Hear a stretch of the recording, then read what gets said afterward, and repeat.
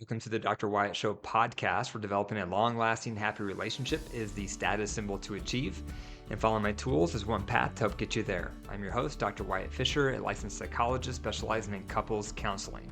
If you're ready to move your marriage from surviving to thriving, if you want to change it from roommates to lovers, I highly recommend enrolling in my ER Marriage Intensive starting January 28th.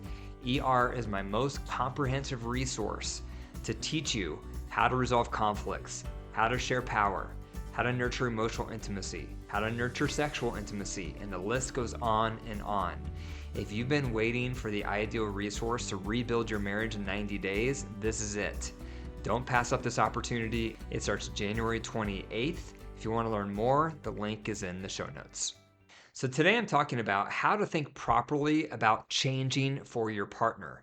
The name of the game is change. If you want to instill hope in your relationship, make changes. If you want your partner to feel hopeless in your relationship, don't make any changes. And I've been talking a lot about this lately because it's such a prominent issue. Change is hard. And part of the reason it's hard is because we have some mental blocks. We're thinking about change wrong. So today I'm going to focus on how to think about change right, how to think about it correctly. Because if you can get your head in the right place to think about change, it will make your follow through with behavioral change that much easier. So, the first thing that can happen when someone is hearing their partner say, I want you to make some changes, is it's easy to think, I am who I am. Just accept it. This is how I'm wired. This is just me. I am how I am, therefore I should not make any changes. If you have that perspective, you have just turned your marriage into a prison because you're telling them the top needs that they have in this relationship are not going to be met. Because most likely the change they want you to make is so that they feel more loved, so they feel closer, they feel more connected. And if you respond by saying, sorry, can't make those changes because I am who I am, can't change, that's a problem. And again, that's going to make your partner feel like they are trapped in this relationship. And so don't have that posture. Don't have that position of, I am who I am. Instead, you want to have the posture of, how can I make some adjustments? How can I take some steps? How can I move a little bit in their direction? It's not going to be perfect. It's not going to be ideal. It's not going to be 100% maybe what they want, but you want to be flexible. You can be flexible. You can make some adjustments. So that's the one mental block, the mental trap, is watch out for thinking, I am who I am. The second mistake to watch out for is responding to your partner's request for change by saying, I've been like this since we were dating. Why should I change now? That's a problem for a couple reasons. One is you may have similar traits that you had since you were dating, but some of those traits may have gotten worse. They may have gotten more strong. They may have become more pronounced, and you don't realize it, but your partner does. So, yes, while maybe you had similar traits when you were dating and it wasn't an issue then, maybe those traits have gotten more profound over time, and that's why they're creating problems now. A second possibility is you had these same traits when you were dating, but you were doing a much better job back then making your partner feel loved, so they had more grace toward those behaviors. But through the years, you've made them feel less loved, you're not filling up their bucket, and therefore these traits that you have, that you had since the beginning, are more grating on them. They're more difficult for them.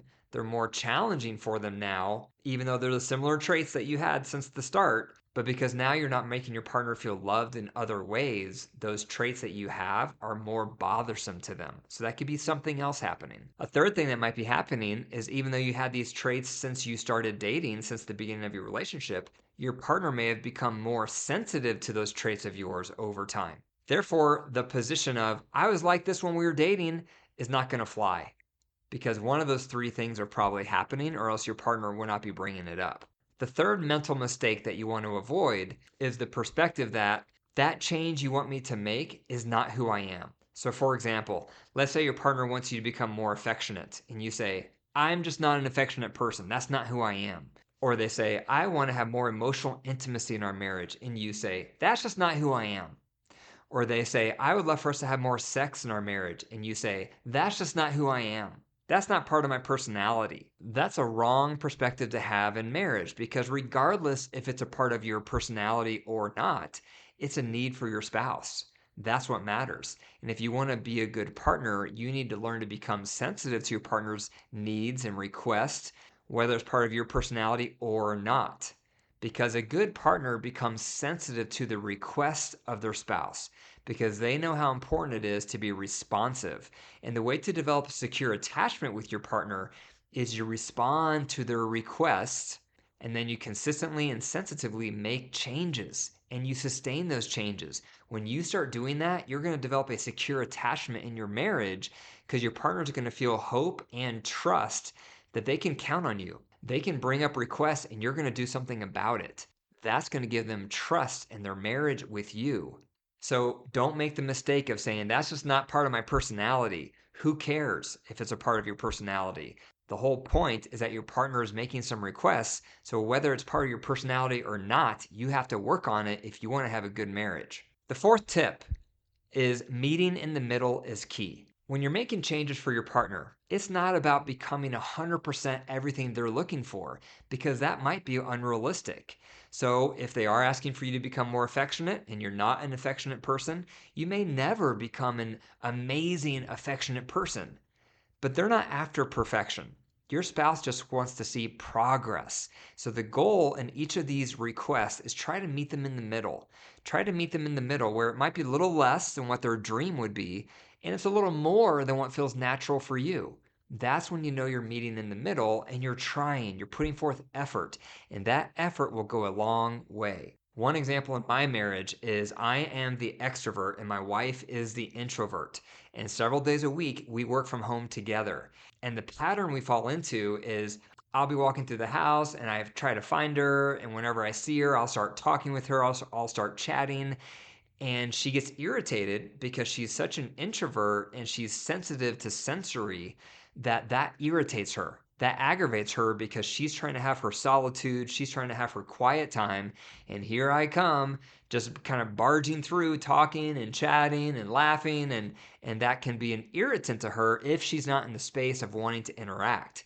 And so she's made requests before about, can I learn to be more quiet? Can I try to be more sensitive to if it's a good time for her to talk? Can I not turn the news on really loud when I'm making breakfast because she's in another room and she can hear it?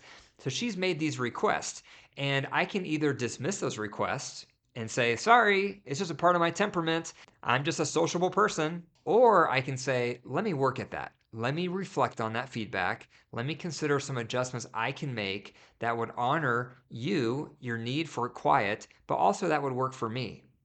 And so that's led to some changes. So for example, when I do make breakfast in the morning, I love listening to the news. I eat breakfast at 10 o'clock every morning, and I love listening to the different news channels and just see what's going on in the world. So what I've started doing now is I wear headphones while I listen to the news.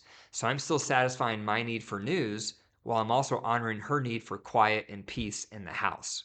So the question mark is, what changes does your partner want you to make? And how are you responding to those requests for change? If you want to have a good marriage, make the changes, but make them in a way that's also going to work for you. As a reminder, if you want to join my most comprehensive resource, ER, it is starting January 28th.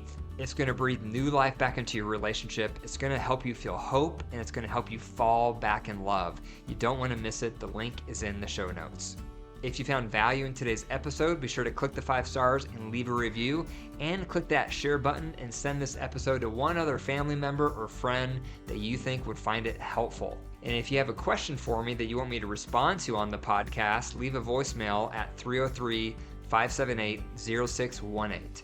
And remember, your marriage is alive. If you care for it and nurture it, it will grow. But if you deprive it and neglect it, it will wilt and die. The choice is up to you. Take care.